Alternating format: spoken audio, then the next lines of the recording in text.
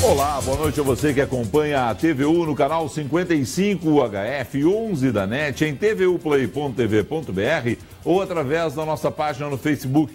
Já curtiu? facebook.com/TVUplay. Vá lá, curta, interaja conosco. Recebo hoje um dos grandes nomes da imprensa brasileira, caçado pelo regime militar, homem que cobriu boa parte lá de fora do que acontecia aqui no Brasil, estava no México, e quando volta para o Brasil escreve alguns livros sensacionais, entre eles a própria história dele, Memórias do Esquecimento. Flávio Tavares está lançando um novo livro sobre Che Guevara, que ele conheceu em Punta del Este. Nós vamos tratar desse assunto e de outros, porque afinal de contas é uma vida extensa e rica, a de Flávio Tavares, nosso convidado de hoje no 21h30.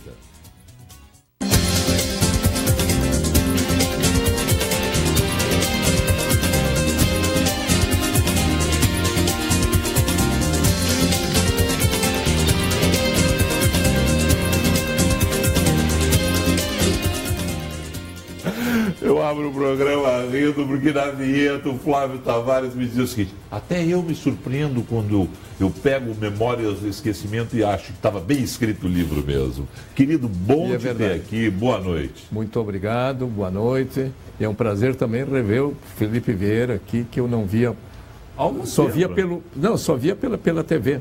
Mas é uma vergonha, né? A gente mora na mesma cidade, né? É uma vergonha, é uma vergonha. Vamos começar por Memórias do Esquecimento. Tu ainda olha o Memórias assim, tu ainda leu Memórias, né? 2 volumes, como é que é isso? Porque o Memórias do Esquecimento tem uma importância única para mim. Foi a minha catarse. Catarse, Eu com aquilo me libertei dos meus fantasmas, me libertei da prisão, me libertei da tortura. E, por outro lado, é revelador do que esse país viveu e que continua, em parte, escondido.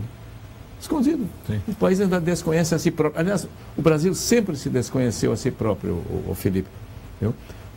A nossa história não nos interessa, do modo geral, na população. Tá? Nos interessa o presente e olhe lá. E olhe lá. É verdade. E realmente, quando eu tomo o livro, todos me dizem: esse livro vai passar para a história. Realmente passou. Ele fez 4 edições na Globo, que eu lancei em 1999, depois 2 na Record, e a LPM, aqui de Porto Alegre, lançou já 4 ou 5 em livro de bolso, em pocketbook. É uma edição maravilhosa. Que até é mais completa. É mais completa. Não é tão bonita quanto as primeiras, mas é mais completa, que eu acrescentei pequenos detalhes que tudo na vida se vai revendo, né? Então eu vi que algumas... Portanto, tu reescreveu Memórias, assim, tu vai lembrando fatos, foi relendo o livro, colocando novas pinceladas. Isso, novas pinceladas. Eu não reescrevi nada. Sim. Tudo da primeira edição continua nessa. No sentido de acrescentar coisas. Mas acrescentei detalhes. Né? Acrescentei pequenos detalhes. Por exemplo, na primeira edição, nas primeiras 4 da Globo, eu não tinha falado no Betinho. Betinho, que foi do Fome Zero, que lutou contra a AIDS, tá entendendo? Que ele foi inoculado pela AIDS por transfusão de sangue. Bom, o Betinho que passa para a história como o irmão do Enfio, né? Que é uma injustiça, porque ele tem uma obra grandiosa. Exatamente, grandiosa. Foi talvez a figura, eu acho que a figura mais terna da história dos últimos 30, 40 anos desse país. Mas passa para a história. Quem é o Betinho? Olha, o Betinho é o cara do Fome Zero, o Betinho é o cara isso, aquilo. Quem é o Betinho? O irmão do Enfio. O irmão do Enfio. É aquela coisa em função da música, em função das coisas assim. Exato. Tem uma história do Betinho que tinha acontecido com ele e que eu não tinha contado por esquecimento. Que eu e o Betinho saímos na mesma lista dos que tivemos os direitos políticos cassados em 1969. Né? E aí eu acrescentei isso. Pequenas coisas. Então, não refiz o livro, apenas acrescentei pequenas coisas nessa edição de bolso, que o Camões chamava de pocketbook, em português castiço. Bom, me diga o seguinte, Flávio, hoje, olhando Memórias do Esquecimento, está tudo lá, com essas pinceladas que tu deu agora no pocket da LPM, está tudo lá, catarse feita, não tem mais o que escrever sobre aquele período? Não tenho mais o que escrever sobre aquele período, mas aquele período deve ser lembrado sempre, sabe? Sim, claro. Nunca pode ser esquecido. Então, eu tenho 2 livros aí em elaboração. Enquanto eu escrevo um outro, que fica lá. 2 que eu escrevi há anos e que não terminei. E que eu volto a isso. Tá? Seria talvez o meu futuro livro, que chama-se Minhas Idades, Minhas Cidades. Ou Minhas Cidades, Minhas Idades. Que eu conto desde da adolescência, pequenos... E chego na prisão. Chego no golpe militar, chego na prisão, chego na tortura, porque faz parte da minha vida. Porque eu acho, sinceramente, Felipe, eu me tornei uma pessoa melhor depois da prisão e da tortura. Eu soube entender os outros. Eu não tenho mais ressentimento, não tenho mais ódio, não tenho mais ciúmes. Ciúmes que eu digo não é de mulher, é do próprio homem, das pessoas melhores que eu, tá entendendo? E que todos temos um pouquinho de ciúmes. Todos temos. A inveja. Inveja, exato. A inveja não é exatamente ciúmes, é a inveja. Que é inerente à condição humana, né? E eu acho que perdi isso. Não quero dizer que com isso eu seja melhor ou pior ou igual, viu? Mas eu me livrei de alguns pequenos fantasmas que nos acompanham a vida inteira. Tipo o quê? Por exemplo, a escuridão.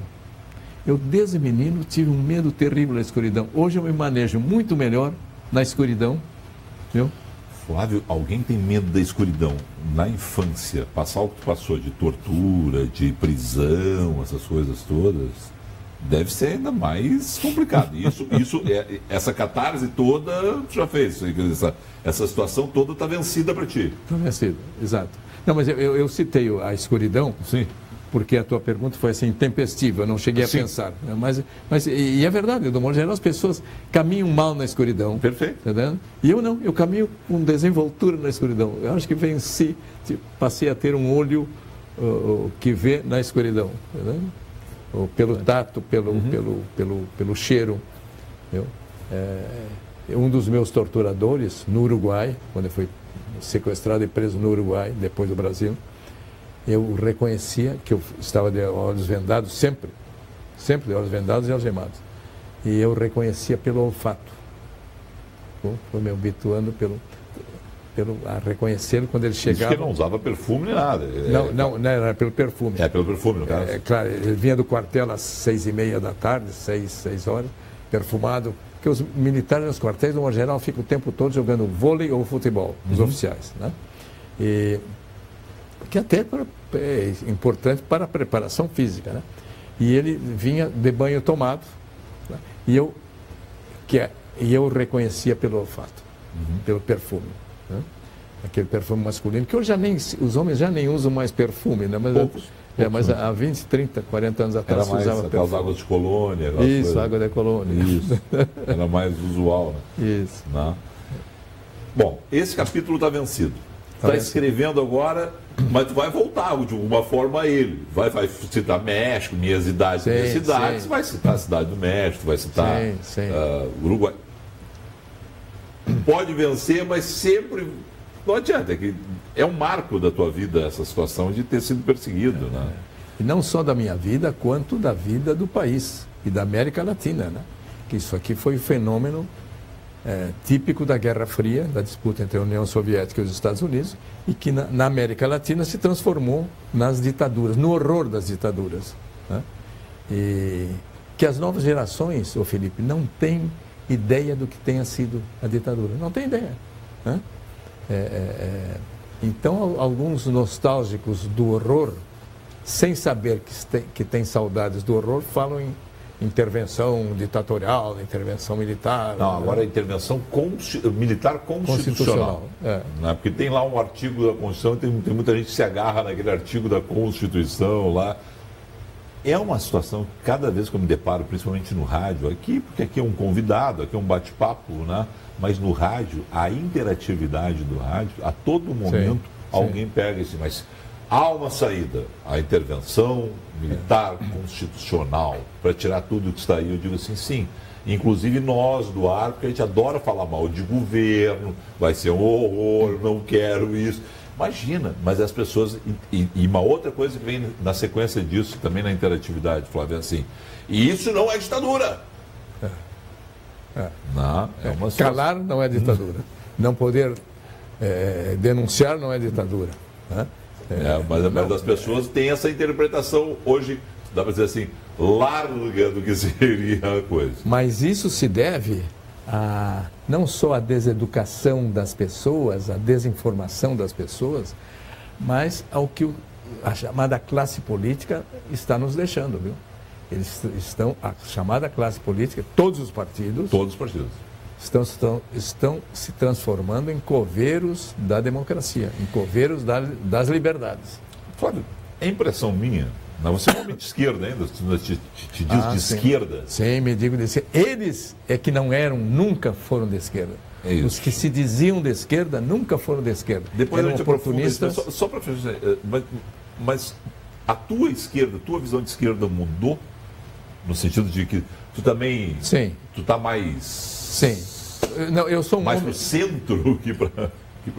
Se quiser dizer para o centro, pode até se dizer. Mas eu acho que não. Eu acho que eu sou daquela ainda... E tem muita gente, não sou eu, né? Sim. Daquela esquerda que acreditava que pela esquerda se faria a libertação. Que era possível libertar a pessoa humana.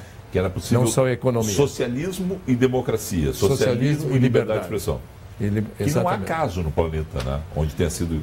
Não. Sabe que exatamente isso que tu dizes é a regra geral. E não é verdade.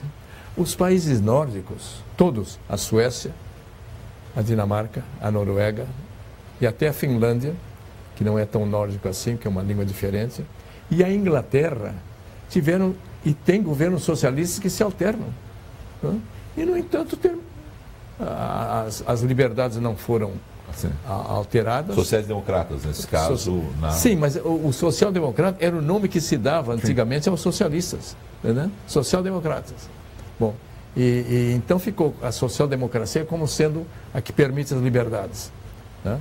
E a outra, o socialismo ou o comunismo soviético, a que extingue as liberdades. E é mesmo.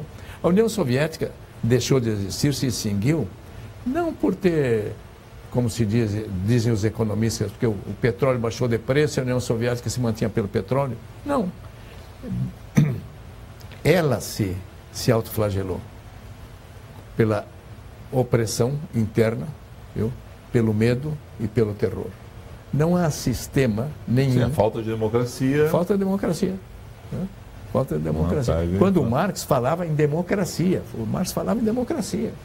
É nesse sentido que eu questionei mais a situação de socialismo mesmo, né? Esses exemplos, União Soviética e outros exemplos que a gente... A própria China hoje, que é um país capitalista, ainda tem uma ditadura que é uma ditadura do Partido Comunista. Do Partido Comunista. Não, você não tem liberdade de expressão nenhuma. As pessoas, os países engolem a China pela potência econômica que é a China.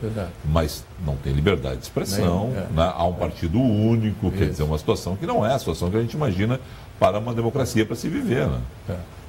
Exatamente. A China é um exemplo disso. Eu até me explico.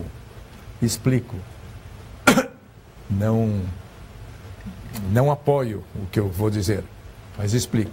A China tem 1 bilhão e 300 milhões de habitantes. Até 10 minutos atrás, que agora já deve ter 100 mil a mais, 200 mil a mais. Bom, e é na Ásia, pelo menos, a exceção daquela miséria miserável.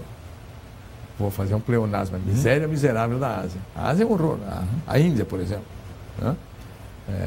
A Índia tem outras coisas, tem o misticismo hindu. Mas a Índia tem uma democracia interessante, né? Porque a Índia é parlamentarista. Sim, a Índia é parlamentarista. E é uma longa trajetória de democracia. Exatamente. Mas, por outro lado, convive com uma miséria extensa. Uma miséria extrema, claro. Né? Como o Brasil, em muitos pontos aqui, a gente tem uma miséria extrema, a gente tem uma desigualdade nesse país que é um horror. Né? Tamanho da desigualdade brasileira. Não, Nordeste. Não, aqui em Porto Alegre...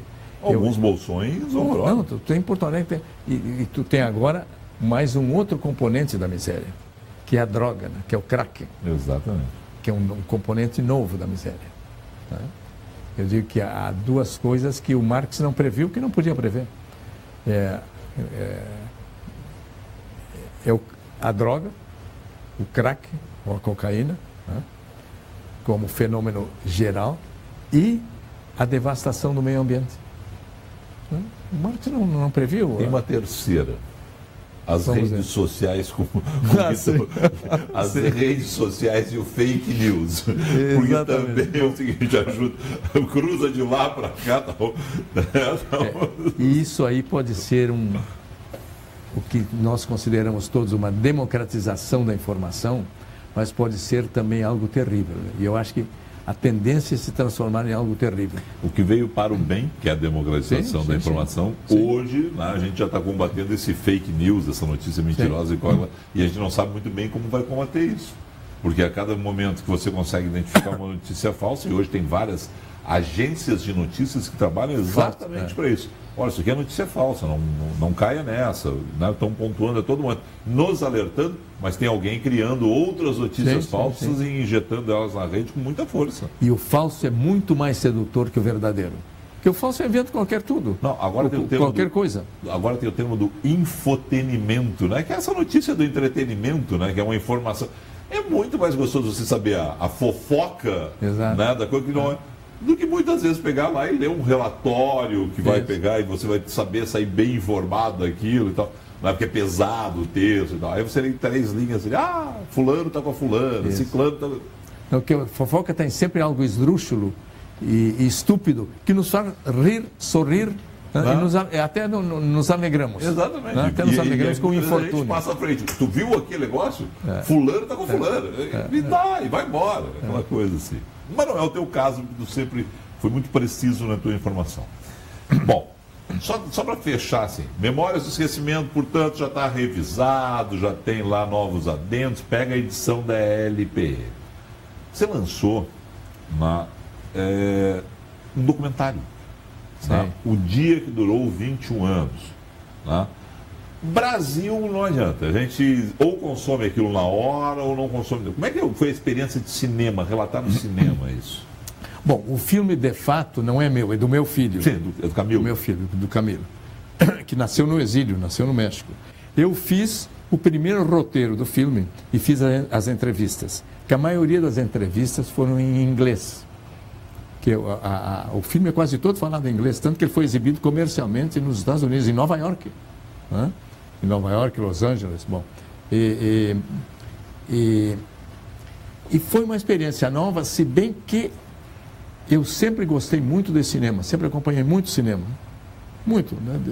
Até porque era a única diversão pública da minha geração era o cinema, não havia televisão. Né? O rádio era mais informativo e mais para dança, para música. Entretenimento. Entretenimento, né? E foi uma experiência muito rica, porque eu descobri novas formas de expressão, de me expressar. Eu acho que, inclusive, influiu no que eu escrevo, influiu nos meus livros, tá? O filme. Agora, o filme, de fato, é do meu filho, a montagem é do meu filho, e o meu filho é que descobre, pela primeira vez no Brasil, hoje está até na internet, mas naquela vez ele teve que ir aos Estados Unidos. Está no YouTube. É a conversa do presidente Kennedy, dos Estados Unidos, com o embaixador, em que o embaixador pede dinheiro para fazer o golpe militar aqui. E diz, não, se preciso, se for necessário, enviar tropas. Bom, isso está hoje no YouTube, mas naquela época não, ele teve que ir à biblioteca... Biblioteca do Congresso em Washington. Biblioteca do Congresso. Então, mais isso ele descobriu em Boston, cada presidente dos Estados Unidos tem na biblioteca tem na biblioteca do Congresso. Em Washington, isso aí está contado, né? Sim. Mas é que ele buscou em Boston. Porque cada presidente faz os arquivos do seu período. Exato. E eu digo sempre que Deus é brasileiro e ficou provado nesse dia. Porque nesse dia em que o embaixador Gordon, que era embaixador dos Estados Unidos no Brasil, se encontra com Kennedy, nessa manhã, ele se encontrou às 11 horas, às 9 da manhã, se inaugurou o sistema de gravação na Casa Branca. Se tivesse estado no dia anterior, nunca teria ficado aquele documento. Para quem não sabe, me corrija se eu estou errado, é o seguinte, o Salão Oval, o gabinete do presidente americano, eles gravam tudo o que acontece no Salão Oval, com a ideia de 50 anos depois liberar aqueles arquivos. Até lá não deve ser liberado. No caso do Kennedy, tinha inaugurado naquele dia. O encontro dele com o Gordon. Esse detalhe eu não... Às 9 da manhã. Você tá, tinha me às 9 da manhã. Eu conto isso naquele livro meu, 1964, o golpe. No filme não aparece. Mas eu digo sempre porque é uma piada, mas realmente, vê se fosse um dia antes. Inclusive tem o seguinte, para as pessoas entenderem hoje, né, no hoje famoso House of Cards, né, a série do Netflix, em algum momento o Underwood faz um sinal para alguém, eu acho que é no... Se não é nessa, porque tem tantos seriados americanos com a figura do presidente, mas eu acho que é no Underwood, que ele faz um sinal, né, que ele sabe que ele está sendo gravado ali, no Salão Oval. E ele fala assim, não podemos ter essa conversa aqui. O que a gente diria para alguns brasileiros que não é uma conversa republicana. Isso. O que a gente mais ouve nas gravações da Lava Jato, né? O que tem de conversa que não são republicanas nessas gravações da Lava Jato, tem coisas maravilhosas, né, Flávio? Bom, o filme, só para o dia que durou 21 anos, está disponível no YouTube, né, para quem quiser assistir. É muito legal, é do Camilo, mas tem o roteiro do Flávio e as entrevistas do Flávio. Né? Tu gostou do resultado final? Do filme? Sim. Gostei. Eu acho que eu teria feito teria dado mais 5 minutos para o filme, teria feito um outro final. Teria posto o Lincoln Gordon, que aparece antes, tocando um violino ou uma harpa, não sei. Ele toca. O Lincoln Gordon era embaixador. Né? Sim. Bom, teria posto aquilo como final. Só isso. Mas eu gostei do filme. Eu não vi a versão final do filme, eu só fui ver na pré-estreia no Festival do Rio de Janeiro, no Cinema Odeon, no velho Cinema Odeon do Rio, que ainda existe no Rio de Janeiro, um cinema de 1000 lugares, no centro. A versão final mesmo, só fui ver ali. Tanto que eu disse isso ao apresentar o filme, eu disse isso, olha, eu tenho parte do filme, do meio em diante, que eu não conheço. Bacana. Vamos lá, só uma situação do embaixador. Tem uma das suas prisões, não é o Lincoln Gordon, mas é em função de embaixador. Tá Sim, eu saí da prisão no Rio de Janeiro, em 1969, no grupo dos 15 presos políticos trocados pelo embaixador americano. Não, tá. Tu não tá no sequestro, tu tá na troca. Eu estou na troca. Tá. Que é aquela foto famosa. Exatamente. É tu que pede para as pessoas mostrarem. Exatamente. Eu que digo que estava todo mundo escondendo-as. Né? Eu digo sempre que foi a primeira vez e única que o José Dirceu me obedeceu. Porque eu disse, eu estava de pé e mandaram que eu sentasse. Porque quem estava filmando eram os meus captores, os meus torturadores, o pessoal da Polícia do Exército no Rio. Quase todos os presos eram de São Paulo. Uhum. Bom, e eu que estava no Rio. Então disseram, Flávio, o único nome que eles sabiam, Flávio, senta. Bom, aí quando eu me sentei, nós não podíamos falar. Eu disse, vamos mostrar as algemas. E o José Dirceu foi eu. Eu não cheguei a mostrar porque eles bateram a foto em Menezes. Eu mostro assim. É tu que você me contou isso. Está aí a foto. Essa é a foto. Exatamente. Exatamente. O José Dirceu é aquele segundo lá de cima, da esquerda para a direita, e eu sou embaixo, que está agachado no lado direito. Essa eu acho que é a foto mais publicada na imprensa brasileira, sabe? É? Eu acho. Tenho certeza. Pelo menos dos últimos 50 anos. Pode ser que houvesse fotos do Getúlio Vargas, mas não creio, sabe? Não creio. Eu acho que essa, como foto, é a foto mais publicada na imprensa brasileira. Na imprensa e na televisão, né? Bom, o José Dirceu nunca mais te obedeceu, tu deixou claro isso. Qual é a tua visão hoje sobre o José Dirceu? Porque tu tem dado essa declaração, inclusive, para o Correio do Povo, e eu achei interessante. Não. Bom, eu acho que... Eu já não acho mais nada, quer dizer, porque mas há um detalhe que eu me pergunto. O que existe na política que perturba quem exerce funções políticas? A mosca azul? A mosca azul, exatamente, a mosca azul. O Frei Beto tem um livro que foi assessor do Lula, foi que no primeiro governo do Lula, que o título é esse, a mosca azul, em que ele insinua, dá todos os dados sobre isso, sobre a transformação da pessoa, entendeu? A mosca azul, o deslumbramento. E o José Dirceu se deslumbrou. E já diziam, na época, que ele já vinha assim desde o movimento estudantil. Viu? Agora, ele é muito corajoso e muito preparado. Muito preparado. Viu? Muito preparado. O José Dirceu discorria, eu tive 2 vezes com ele, quando ele era o todo-poderoso chefe da Casa Civil. Viu? E ele me discorreu sobre o Brasil assim com uma destreza impressionante. Tá bom. Só que eu fiz uma observação para ele. Qual era a tua condição? Você estava lá...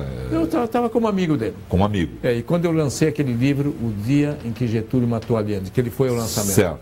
Foi na Biblioteca do Senado, presidido pelo Sarney, lançamento em Brasília. Né? No dia 24 de agosto, data do suicídio do Getúlio Vargas. Bom, e ele foi. E não ia a lugar nenhum. Bom, mas aí ele me fez umas observações, umas críticas que eu fiz. Eu disse, mas Dirceu e tal, vocês estão... Ele disse, não, mas eles estão nos apoiando. E eles eram os corruptos. Eu disse, mas fulano, Beltrano, Cicrano, mas eles estão nos apoiando, nós precisamos dele no Congresso. Aí me deu o primeiro clique. Eu disse, puxa, alguma coisa está errada. Porque eu não posso me aliar ao bandido quando eu sei que o bandido é criminoso. Né? A não ser que eu esteja vinculado ao crime. Né? Não há aliança com o crime. Não é com o criminoso, não há aliança com o crime. Né? Tu pode aliar sendo da esquerda à direita, mas a direita é correta. Né? O Jango Goulart, o Brizola mesmo, aqui no Rio Grande do Sul, quando governador, se aliou aos integralistas, que eram pessoas corretas, eram de direita nacionalista, mas eram pessoas corretas. Né? Então podia fazer concessões aos outros ou ao outro sem que interferisse na correção do outro, sem que mudasse o outro. Né? E aí eu já tive certo receio do que tinha passado com o José Dirceu. Mas não, eu acho que não é só o José Dirceu, e a política em si. Há uma espécie de AIDS, síndrome de imunodeficiência da política, que nos inocula, viu? Nos inocula. As pessoas passam a pensar, os políticos, que a vida do país está nas leis, que está no Congresso. Não. A vida do país está na vida em si, na produção, Qual é o termo que você tem para o José Dirceu, para essa pessoa assim? É decepção? Como é que você trata assim, uma palavra assim? Olha, em termos pessoais, Felipe, eu tenho muita pena, sabe? Eu não chego a... Eu não alcanço a ter decepção, porque eu tenho muita pena. Né? Pessoas que se dedicaram e que foram... que a política os deslumbrou de tal forma que eles foram para o caminho do assalto e do roubo. Né? Me dá muita pena não só das pessoas, mas da política em si. Eu digo, isso que eu repito sempre. Sim. Esse AIDS, essa síndrome de imunodeficiência adquirida da política. Foram 2 encontros, um no Palácio Planalto, ele chefe da Casa Civil, o outro em que condições? Uma ocasião nós ficamos conversando, quando eu lancei esse livro, nós ficamos conversando das 10 da noite até as 3 da madrugada, na casa de uma amiga que oferecia um jantar a mim, porque lançava o livro. Sim. Uma amiga comum em Brasília. E foi nesse dia que ele me faz dizer assim, não, mas esse fulano está nos apoiando. Eu disse, para aí. Você vê o que está acontecendo para o ano que vem, né? O Lula, nesse momento, está candidato. E aí, uma das pessoas que hoje, todo momento, quando vai ao Nordeste, recepciona o Lula é o Renan Calheiros. Quer dizer, e aí você tem um quadro em outros estados, né? No Ceará é o Eunício Oliveira, que já disse que se o PMDB não tiver candidato, Lula é o meu candidato. Quer dizer, as alianças prosseguem. A situação, né, de você pegar e dizer, o Luiz Marinho, o presidente do PT em São Paulo, disse, não, tem que ver com quem, mas claro que pessoas que apoiaram a saída da Dilma, o golpe contra a Dilma, segundo ele, né, podem estar conosco.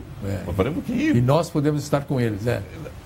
O absurdo, não há mais doutrina, não há mais linhas de pensamento. Todos se transformaram em oportunistas pessoais. Viu? sinceramente, eles estão abaixo do Hitler e do Stalin. Que o Hitler e o Stalin, apesar de não defendo os absurdos que cometeram, claro, em termos de direitos humanos. Viu? Não defendo os campos de concentração, não defendo os exílios na Sibéria. Bom, mas eles tinham um projeto de Estado, projeto político, louco, do Hitler, mas ele tinha um projeto. Esse pessoal não tem projeto nenhum. O projeto deles é pessoal, é enriquecer. Dinheiro. Só para fechar naquela foto lá de novo, claro que você está comigo aqui, o José Dirceu, os outros, para onde caminhou a maioria daqueles outros que estão na foto? Um deles acaba de morrer agora, que estava comigo preso no Rio de Janeiro, Ricardo Zaratini, foi deputado pelo PT. Correto. O filho dele é líder, hoje um dos líderes do PT na Câmara dos Deputados. Bom, e a maioria morreu. Tem o Vladimir Palmeira, que era líder estudantil na época do Sim. Rio de Janeiro, foi o grande líder estudantil. Foi deputado federal. Foi deputado federal.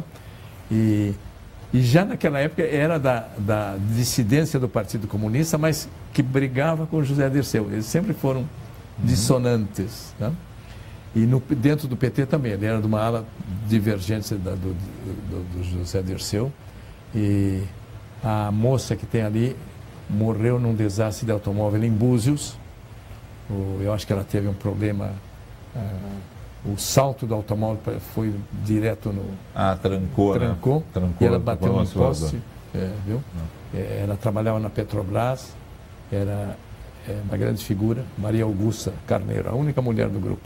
E nós somos os sobreviventes, eu acho que 3 ou 4 só. Eu, o Vladimir Palmeira, Dirceu, José Dirceu, e eu acho que só, sabe? Eu acho que só. Essa é uma pergunta que tu não estava preparado.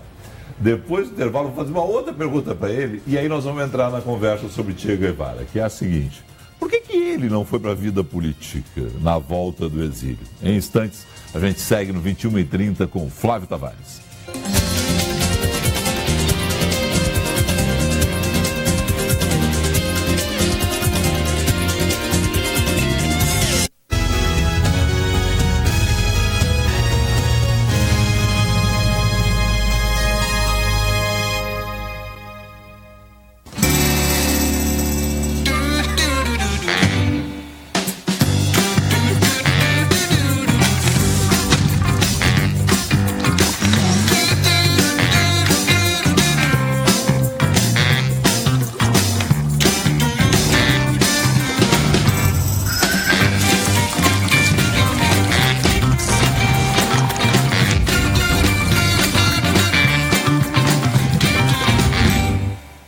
Modernidade e requinte são com os móveis da Toque Glass. Móveis para alta decoração com ampla linha de mesas de jantar, aparadores, mesas de centro, bufês e outros, revestidos em espelho ou cristais coloridos. Venha conferir nossos preços especiais direto de fábrica. Toque Glass. Qualidade, design e sofisticação em móveis para seus ambientes.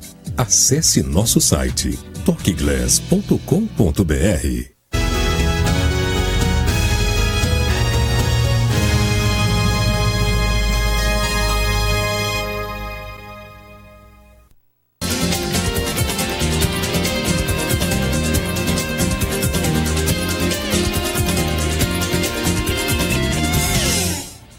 Agora eu vou ter uma revelação aqui, porque eu fiz uma pergunta, eu achei que era meio óbvio, mas não era óbvia a resposta, não. Me conta o que tu estava falando do intervalo comercial. Tu estava no Estadão, quase como diretor de redação, é isso? Não, eu era o editorialista político do Estadão. Editorialista político do Estadão. Em 1900... Já me perco. O século XXI façam que eu me perca do século XX. Não, mas tudo bem.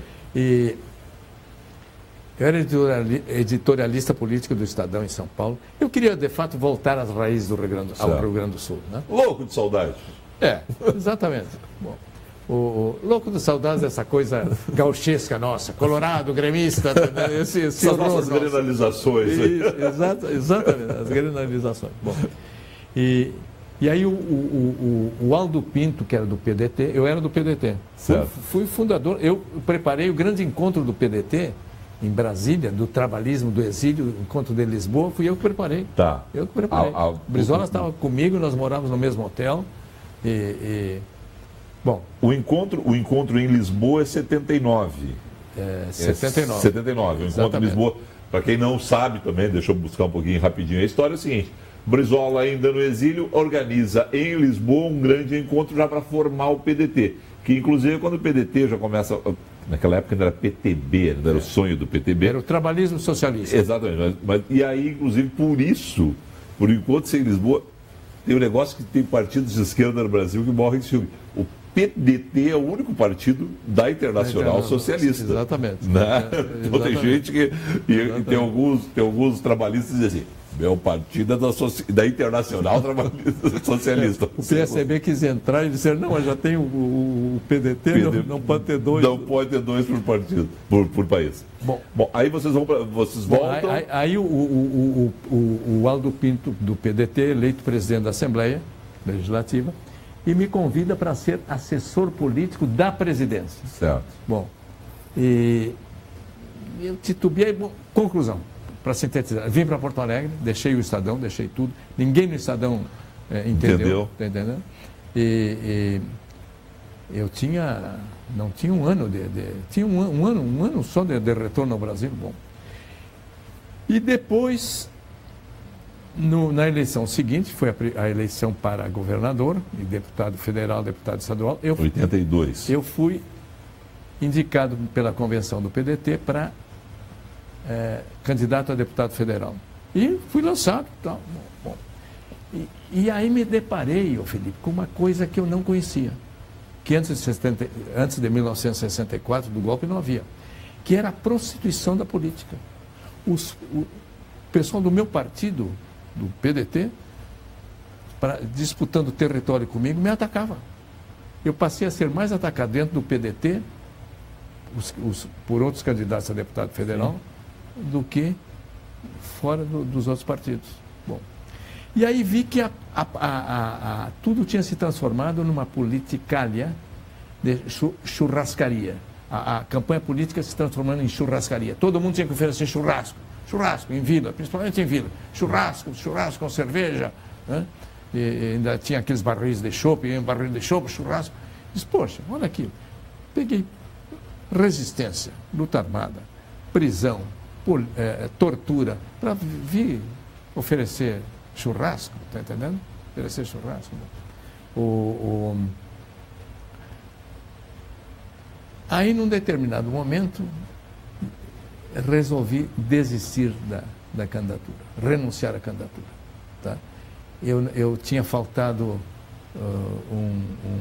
apresentar um pequeno documento no Tribunal Eleitoral, então a minha candidatura estava em suspenso. Era um documento banal, era o imposto de renda, uma coisa assim. Eu não tinha comigo, tinha deixado em São Paulo. Bem, bom. E aí houve uma coisa estranha. Naquela época, os candidatos não podiam ocupar televisão nem imprensa, nem dar entrevistas à imprensa. Tá? E quando aparecesse na televisão, não podiam falar, só aparecia o retratinho, a fotografia e o nome. Lei Falcão ainda. Lei Falcão, exatamente. O nome e o número. Então eram todos bonecos. E eu aí fui para a televisão. Engraçado, eu fui para a TVE, no governo ainda do Amaral de Souza, no governo nomeado pela ditadura. Para a TVE, dei uma entrevista longa na 0 Hora, dei outra no Correio do Povo. Ainda havia a Folha da Tarde, a Folha da Manhã, dei uma a Caldas Júnior ainda tinha 2 veículos. E, dei uma no que hoje é RBS, e dei outra na Bandeirantes. Bom, então eu passei, acusando o sistema. Eu tive, esses dias eu fui ler a entrevista que eu tinha dado a 0 Hora e ao Correio, que era quase a mesma. E disse: puxa, mas como é que eu previ uma série de coisas? Disse: olha, vai ser pior, que a tendência foi pior. Isso aí que eu ia dizer, isso é 1980. Exato, 82. 82, a primeira para governador. Essa é a década de 80. Só piorou. Os churrascos estão proibidos, mas no submundo... Não, mas no submundo é muito pior. Quer dizer, o churrasco ainda tinha espunha, te colocava num comício, tu ainda tinha que botar a cara. Hoje não sabe o que acontece, né? Do jeito que está a coisa, os subterrâneos da política estão muito pior. Né? Sim. Piorou. Não, piorou em todos os sentidos. E hoje existe essa coisa que é o programa político da televisão, que é esse horror, que a mesma empresa, o que eu vou citar não é uma verdade, que fez a campanha do Maluf para governador em São Paulo, fez depois a do Lula. A mesma agência de publicidade. Então, os ideólogos da política brasileira hoje são os Duda Mendonça e etc. Mas Flávio,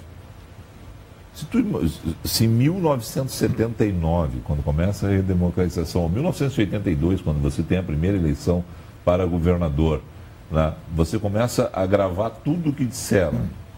A esquerda brasileira disse do Maluf, e aí chega naquela foto, o Lula indo na casa do Maluf.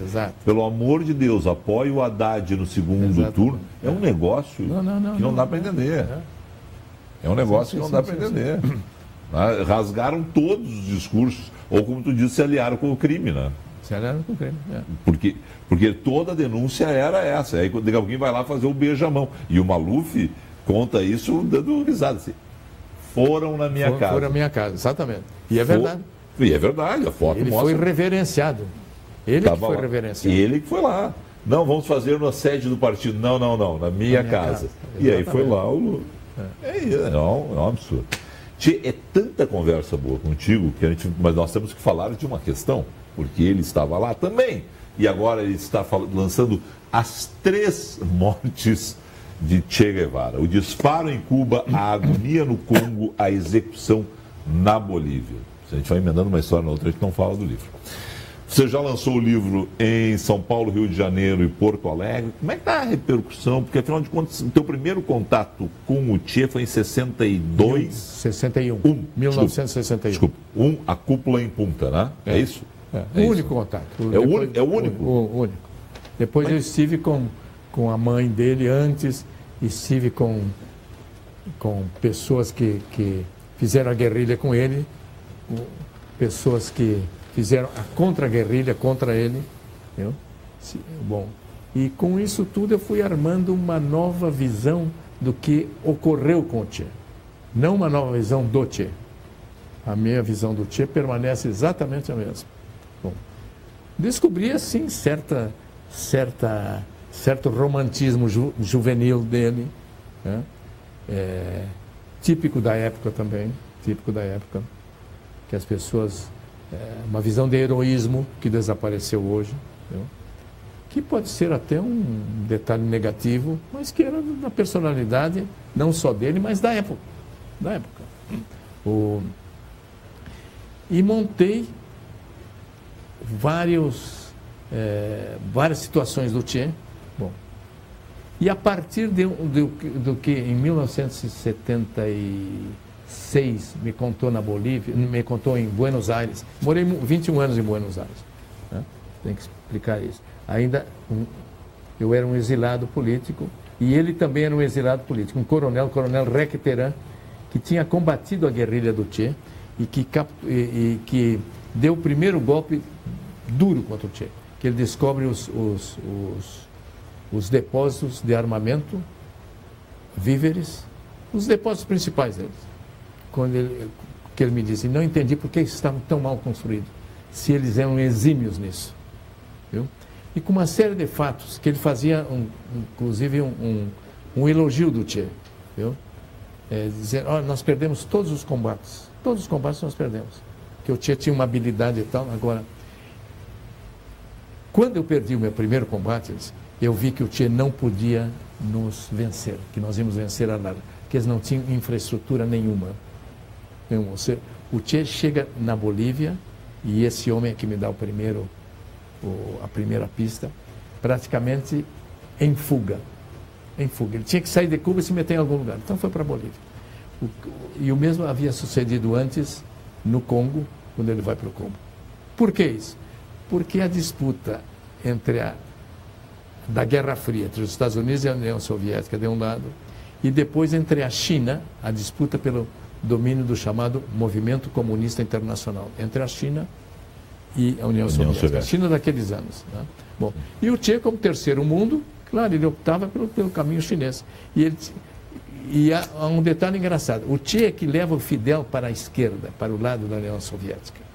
Antes de ter estado na União Soviética. Tem um livro interessante que é O Homem que Inventou Fidel, do jornalista americano, não vou lembrar o nome agora de cabeça, Felipe Vieira, mas daqui a pouco eu lembro, que faz exatamente esse relato, né? Eu não conheço o livro, que é o ingresso deles por Sierra Maestra e aí a mudança também do Fidel. E depois a mudança do Che. Mudança do Che quando ele... Antony Federico de Palma, me passa aqui a pessoal. É interessante esse livro. O nome. Bom, e aí eu armo aos poucos, vou entendendo isso. A armação do livro levou 20 anos. Levou 20 anos. Eu comecei a escrever no dia 28 de janeiro desse ano e terminei dia 1º de agosto. Bom, trabalhava 10, 12, 14 horas por dia nesse livro. Perdi cabelo, já tinha pouco, perdi mais ainda. E concluí. O Che sai enxotado, porque ele faz uma série de críticas à União Soviética, viu? Não era o homem novo que ele queria criar, viu? O Che era um pensador, não era um guerreiro, o Che era um pensador. O Jean-Paul Sartre diz dele, que foi grande filósofo do século XX, diz isso do Che. O Che não foi só um combatente, foi um pensador, um intelectual e um ser humano admirável, o maior ser humano do século. Aí tá. Alguém escreve exatamente assim, consegue pegar todos os lados do Che, porque eu ouço esses relatos lá, o Sartre diz o ser humano admirável, tu fala, né, dessa figura que te surpreende em punta e a partir disso tu quer escrever sobre a história dela tantos anos depois, né? E aí é o mesmo cara que na Revolução comete atrocidades. Como é que é isso? Eu não sei se o Che cometeu atrocidades. Ele cometeu os crimes que as guerras cometem. Mas não é a gente pegar e dizer assim, olha, estavam em guerra, aí o paredão é uma guerra, então estavam lá... Sim. Né? Sim. Não, perfeito. Visto assim, é uma atrocidade. Agora, o que é criminoso são as guerras. Entendeu? Não os guerreiros. Os guerreiros cumprem o rito da guerra. Entendendo? Talvez seja uma explicação intelectual. É uma explicação intelectual, mas é que exprime a realidade. Terminada a Revolução, o Che é presidente do tribunal, sumário. Sim. Tá? Em um dia eles julgavam tudo bom. O quê? Eles executaram. Eu sou contra a pena de morte, eu não executaria. Mas executaram os torturadores e os corruptos. Entendeu? E foi uma época em que ainda se cultivava e se cultuava a violência. Não, a violência. Então o Che também foi. Mas isso não ajuda a formar. Mas isso também não ajudou a formar o mito? Isso não entra como um componente do homem da força, do homem do... Sim, também. Sim, essa violência até que é uma do mito do implacável. Sim. Né?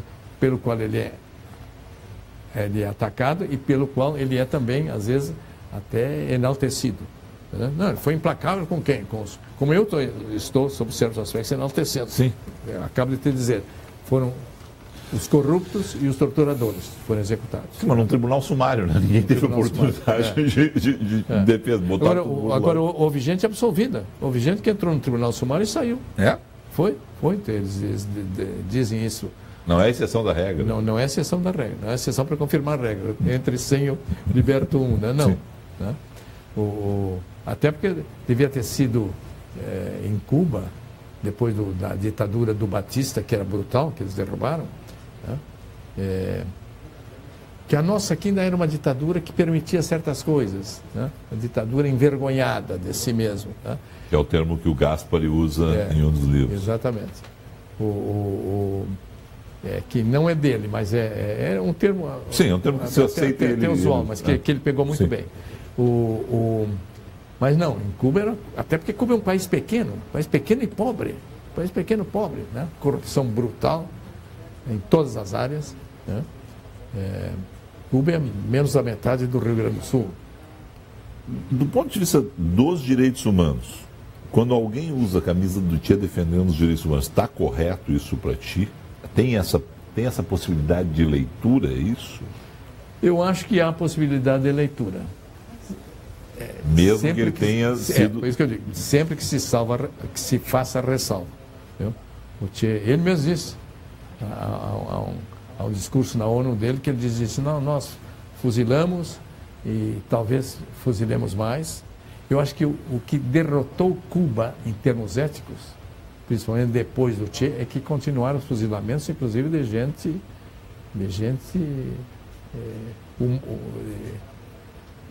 que estava nos níveis do Che Guevara. Por exemplo, o maior herói de Cuba, da luta na África, que quem derrotou o apartheid da África do Sul foi Cuba. Quando a África do Sul invade Angola, que era um movimento de esquerda que dirigia a guerrilha em Angola, as tropas cubanas é que repelem os sul-africanos e que fazem a grande derrota. Só depois disso, de serem os sul-africanos do apartheid expulsos de Angola, é que os cubanos podiam ter chegado até a capital da África do Sul. Só que não, eles pararam na fronteira e recuaram. Bom, e o homem que dirigiu isso, o general Ochoa, foi executado pelo Fidel, numa disputa de prestígio dentro de Cuba. Porque o general Ochoa, Armando Ochoa, estava se tornando em Cuba mais popular e mais querido que o Fidel. Bom, aí você vê o tamanho da ditadura, né? Sou ditador mesmo. Esse cara está crescendo na parada, eu vou lá e mando matar o cara.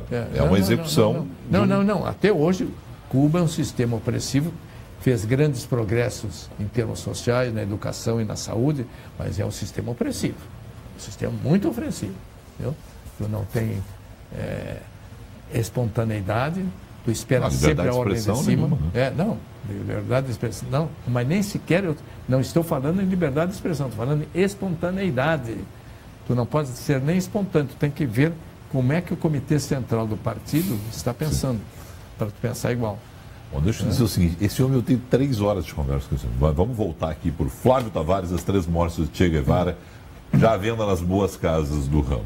O disparo em Cuba, em 1 minuto. Que trecho é esse? Vamos lá. Rapidinho, porque nós estamos explodindo o programa. É quando o Che percebe que eles estão seguindo em Cuba o sistema soviético, e que a ideia do homem novo dele, criar um homem novo.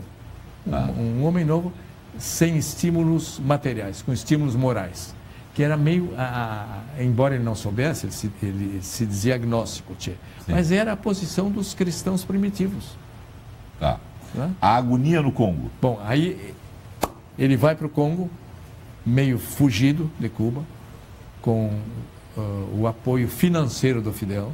Bom, e a União Soviética consegue que os países africanos decidam que todas as tropas estrangeiras saiam da África. E aí ele tem que sair assim fugido. 3 dias ele tem que arrumar todas as tropas cubanas, tá entendendo? Eles chegaram a ter 200 pessoas ali. Sim. Bom, e saem. Então ele começa a agonizar, uma metáfora isso, um Sim. símbolo, né? Quando ele é expulso do que já tinha sido expulso. Ele praticamente sai expulso de Cuba, vai para o Congo e sai do Congo por pressão soviética. Por quê? Os soviéticos pressionavam? Porque tinham medo da China. A China tinha dado dinheiro para a guerrilha no Congo, etc. A execução na Bolívia? Aí ele se refaz, ele estava muito mal fisicamente, pela asma, contrai malária, contrai todas as doenças tropicais que ele não tinha, nem ele, nem os cubanos, eles contraem no Congo. Entendeu? E ele já era asmático. Né? Passa pouco tempo em Cuba, só para se refazer, ele se refaz, está muito magro. E em seguida, e passa incógnito em Cuba. Ele nunca volta publicamente a Cuba, ele passa incógnito em Cuba. Não? E em seguida ele vai para a Bolívia. Vai para a Bolívia com 20 homens. Tá entendendo? Quer saber mais? Compra o livro. Tá bom? Quer saber mais? Compra o livro, que aí você vai ter todos os detalhes. Quando é que tu volta aqui para lançar o livro que já... São 2 livros que você está escrevendo? O outro é um livro, um devaneio sobre a vida amorosa. Olha só! Não, mas a vida amorosa. Amor pelas pessoas. Eu acho que esse vai ser um best-seller. Flávio Tavares sempre foi um romântico. Eu quero dizer o seguinte, pelo que eu sei. Mas existe algo mais real, mais concreto que o amor? Não é romantismo, nada. Não. A vida amorosa de Flávio Tavares, o título que eu estou colocando, para quando? Não, mas para quando? Não sei, eu acho que primeiro eu tenho que lançar o Minhas Idades e Minhas Cidades. Tá. Que está muito mais adiantado que o outro. Bom, vamos lá. Se chama Amar Sem Ar. Tá. Os 2 para 2018. Não, 2018, esse... Um deles. Minhas Cidades, então, em 2018. E a vida amorosa secreta de Flávio Tavares. Não, é sobre o amor. Flávio Tavares e o amor em 2018, 2019. O amor é uma coisa geral, genérica, tá entendendo? Eu quero te dizer o seguinte, eu estou muito mais curioso pelo livro sobre o amor do que o livro. Flávio, prazer te receber aqui. Muito obrigado, Felipe Vieira. Nos Minhas Idades, tu volta. Nos casos de amor. Não são casos. Não são. Mas nós temos sempre casos de amor. Claro. Por exemplo, esse programa está sendo um caso de amor. Tá vendo? Perfeito. Querido, obrigado pela presença mesmo. Muito obrigado. Eu que agradeço. E só vou te contar uma coisa. Um livro com teus artigos reunidos. Agora está mais fácil, até por causa do Google. A gente dá um Google mas também vamos botar... eu já pensei nisso. A editora Record no Rio, há 10 anos atrás, quis fazer isso. Eu disse, não, são muito circunstanciais, mas eu acho que tem razão. Aliás, todo mundo faz isso. Né? Exatamente, eu acho que é muito bom. Querido, obrigado. Boa noite. Eu que agradeço. Flávio Tavares foi meu convidado. Tchau.